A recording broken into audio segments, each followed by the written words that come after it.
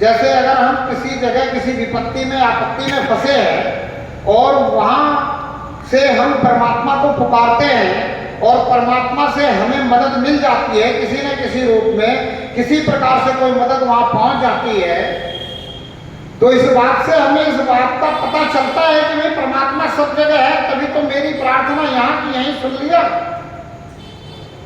अगर परमात्मा यहाँ नहीं होता तो मेरी प्रार्थना यहाँ कैसे सुनता। बहुत से लोगों के साथ दुर्घटना घटती है, बाइक चला के जा रहे हैं किसी ऐसे जगह पे, सुनसान जगह पे, कहीं कुत्ता सामने आ गया, बाइक से गिर पड़े, एक्सीडेंट हो गया, वहां कोई व्यक्ति नहीं है, कुछ नहीं है, मुख से आवाज भी नहीं निकल रहा है, शरीर लहूलुहान हुआ पड़ा है,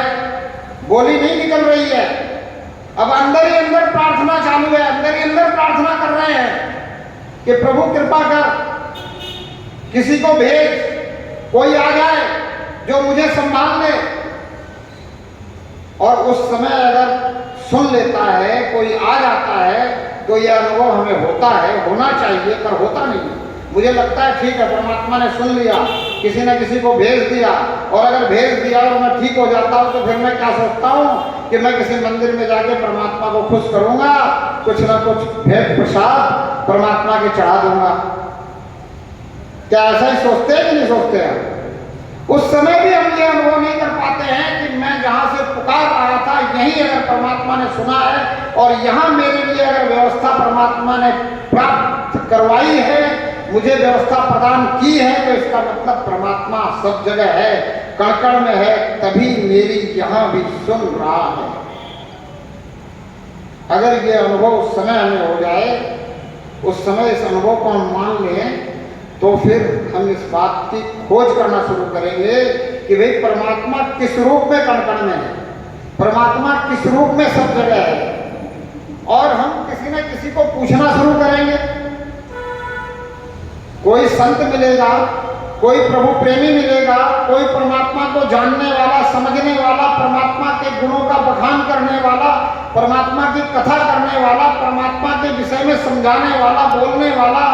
परमात्मा के बारे में जानकारी देने वाला, आपको परमात्मा पे विश्वास दिलाने वाला अगर कोई मिलेगा तो उसको आप पूछोगे कि आप मुझे ये तो बताइए कि परमात्मा कण-कण में किस रूप में है, क्योंकि परमात्मा को मैं जहां भी याद करता हूं, जब भी याद करता हूं, जैसे भी याद करता हूं, जिस स्थिति परिस्थिति में याद करता हूं, बिना नहाए याद करता हूं या नहा के याद करता हूं,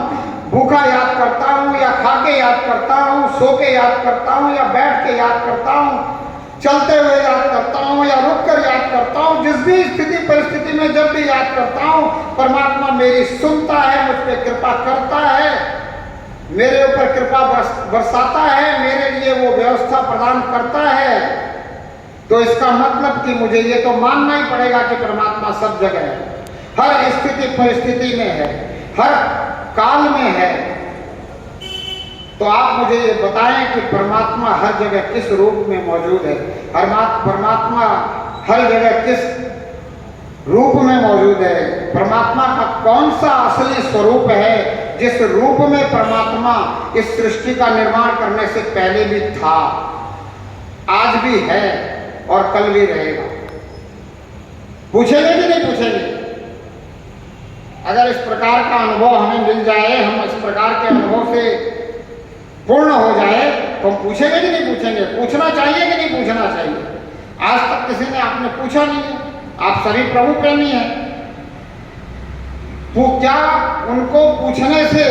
वो परमात्मा की पहचान करवा देंगे क्या? आप अगर किसी को पूछो कि परमात्मा कण-कण में किस रूप में है, परमात्मा का क्या स्वरूप है, आप मुझे परमात्मा की पहचान करा सकते हैं?